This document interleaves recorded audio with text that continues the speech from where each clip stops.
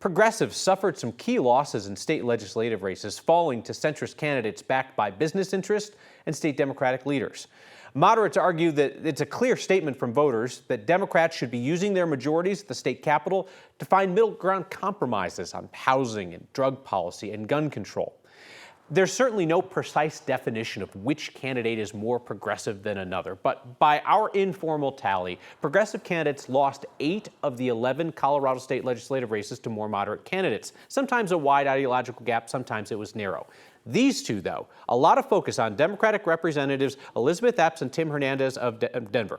They both sponsored the failed ban on so-called assault weapons. They made national headlines for their pro-Palestinian stances, and they lost to more centrist candidates last night. Today, their supporters claimed it's because voters were misled.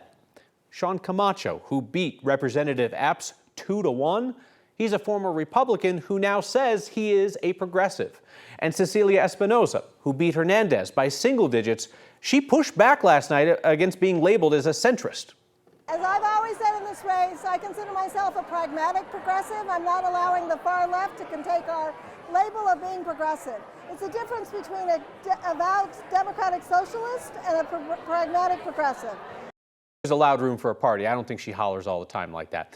Last night was not a total loss for progressives. 5 House members, Democrats, appear headed for seats in the Senate, where they will be replacing more moderate Democrats.